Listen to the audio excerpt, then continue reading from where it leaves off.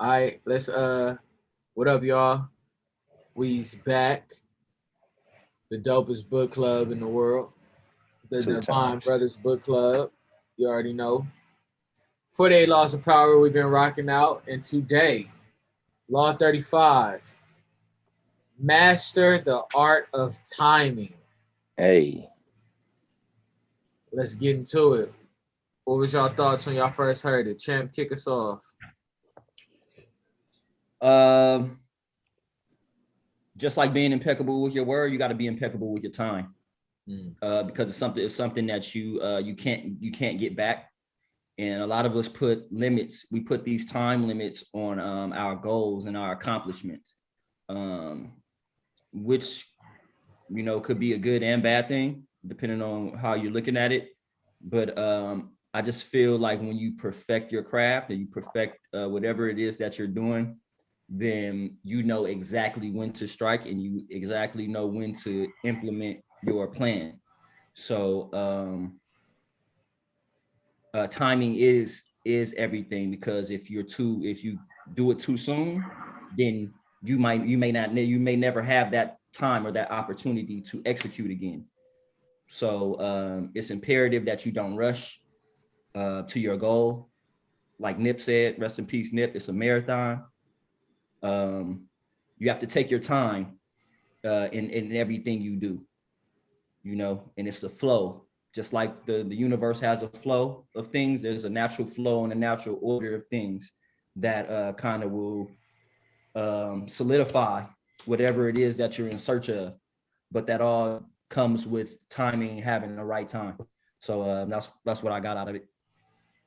straight up. B, what's up? Master the art of timing. So my interpretation of that was what I learned. I mean, what I seen a lot was patience. Never seemed to be in a hurry about the things. Saying basically knowing, like G said, know when to turn up. You got to play for the long game. Watch your surroundings is another thing I was thinking, because like old boy Fouché, he was team hopping, but he was smart. He stayed alive for a minute because he could see what was happening by being aware of his surroundings. You know what I mean? And then I also pull from this, uh, your network is your net worth. You know what I mean? You got to be careful who you surround yourself with, so that way you already know what's up. You up on game. Like, oh, he finna take over. I already know what to do. Let me play my position right, so I can get right in, right over there on that side. And that can go with, like I always say, in any arena that you in. If you're trying to go get another job, they hiring. So you right here getting your shit together, so you can go ahead and hop on over there and put my app in over there, because I'm late finna hire. I got the inside plug over there. You know what I mean? So it's just patience. What you say, Jay? You say plan your work your plan. Yeah. Yeah, that's one of the first things that popped in my head. Having that patience, planning that work, and then working a plan. So I like the master the art of timing rule. This is pretty cool. Um, I love when we all using a lot of the same principles and phrases. First thing I wrote is patience is a valuable virtue. Um, always be aware, know when to hold and when to fold. Because I think that's more important than people pay attention to sometimes. It's that you live to fight another day. Like it's not looking good for me right now. So Let me it's regroup it's no shame Mm-hmm. in retreating. Nah, and Um, nah. recalibrate. I think Also, about with the war with I forget the other side, but when Mao and the other Chinese people were fighting, and Mao had to regroup, and he went and was doing a guerrilla warfare, and then they all banded together to fight against the Japanese, and he let them fight on the front line to weaken themselves. So once they got that enemy out the way, he was able to clean them up, and it was all because he had impeccable timing, like what you said, being impeccable with your word. Um, Yeah. then just because I love boxing so much, I thought about the Ali rope dope. On that forming. He like knew exactly when to strike. And rumor has it he said he had him rounds earlier. He like, oh, I got him now. Now I'm just going, I'm gonna play a little bit. But he timed that out perfectly. He let the man punch himself out. And when that time came for him to really put the hammer down, he put the hammer down. Um, Question for y'all. How have y'all mismanaged time and how have you capitalized on it? Me personally, and I'm sure that we all can attest to this, I've mismanaged time by being distracted and letting outside forces distract me, like social media. Social media tends to take us off of our, tends to take away our focus and shifts our focus into things that we necessarily don't probably need to do, not even probably, things we don't need to indulge in, and we'll spend a lot of our time looking at other people executing their goals or executing their strategy. So I think social media in itself is a gift and a curse, and it's a tool to reverse your time. It's a time reversal, not even reversal. It cuts your time. B, what's up? For power. Patience is one of the virtues that I had a long time to try to at least try to gain because I was always an impatient person. And when you hurry up into things, not fully thinking it out, thinking that this is your window and you're gonna miss it. Like it's a fine balance with patience too. I want to add to that because planning too much is such a thing as well as not planning enough, So couple times I've rushed into situations thinking that I had to strike now, do it now, and I wasn't prepared, you know what I mean, for the outcome. But I still got a valuable jewel from the lesson of rushing in from it. So now I have the patience. And now I think I'm getting better with timing and everything like that. And what I wanted to add was I know you guys are going to agree, but patience and poise is like a symbol of power, like focus, wisdom, and discipline. You feel me? You more to take advice from somebody who doesn't seem stirred in the midst of chaos versus somebody who like frantic-y and just you know what I mean? Like that patience is a real strong, stable foundation for power and everything. So that's what I learned from being impatient, knowing that this patience is truly the key to everything. I like how G used the social media thing.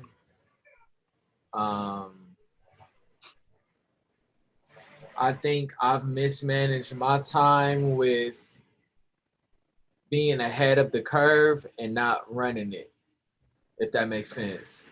Mm-hmm. For sure. Like, I saw something was coming and, oh, I got time. And then I look up and it's a bunch of people like, yeah. Oh shit. Like I let that opportunity go because I didn't. You thought you had time. And I didn't master that art. Now it's too late. Like I done let it get way so ahead. Like, for instance, I used to have very, very, very impeccable waves. Very impeccable. Hair is still wavy. I just can't, like, unless I scout myself, they just stay. But like all the stuff that dudes are, and shout out, I love to see other melanated kings making money off something as simple as waves. I love it. I absolutely love it. But here I am over 10, 15 years ago with these crazy impeccable waves. YouTube is just now coming out and I'm like, damn, what if I made a YouTube page back then showing, oh, this is what I do for my hair. And now you look up and it's just like, well, damn. Yeah. I was on the wrong side of time. Yeah. And then we all miss certain opportunities on stuff because, like B said, you either frantically or, like I just said, you think you got more than what you got. And Rick Ross had a dope interview, and he said, "I don't want to go fast. I want to go correctly." And I thought that was like Good shit. important. Yeah. To piggyback on what both of you said, there's a quote by John Wooden that I love, and it absolutely pertains to patience and execution and having impeccable timing and doing things like you just said, John, not doing things fast, but doing them the right way. So this one quote by John Wooden, it's be quick, but don't hurry.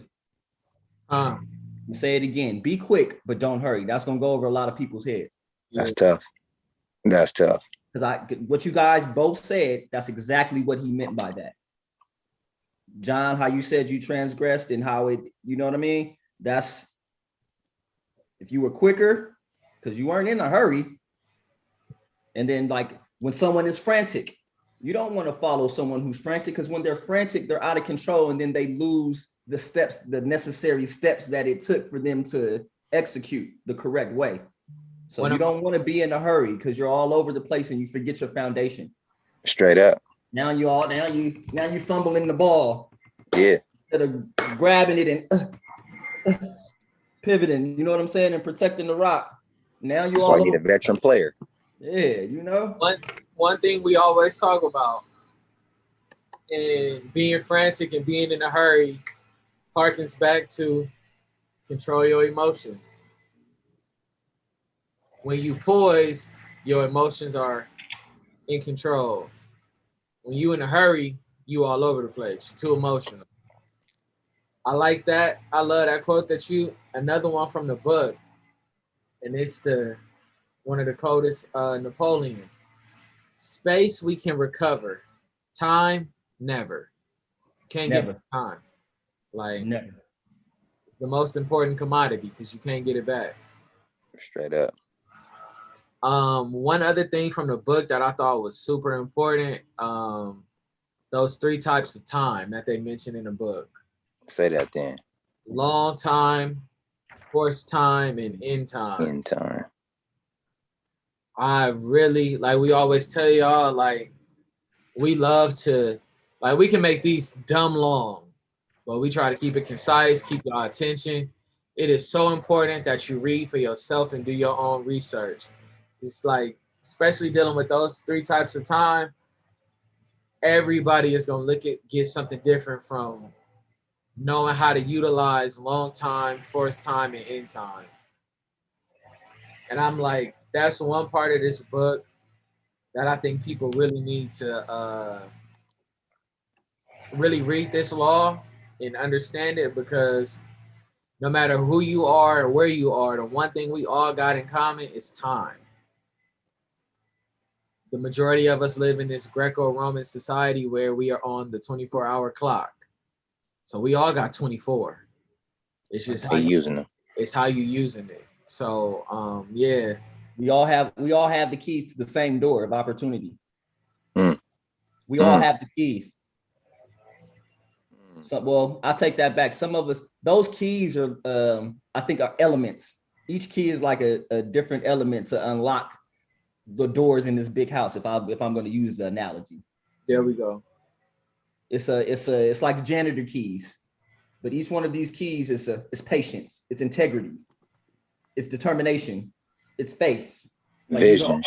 These are all different keys that open up different doors in this huge mansion of success, prosperity, of whatever it is that, you know what I'm saying, that we want and desire out of life. But these different keys, you got to have these keys to open up those doors. Straight up. Straight up. Indeed. Any other final takeaways? This was up there. This rule was up there too. So I don't know. I think we said it. In the words of John Wooden, be quick, but don't hurry. Hey.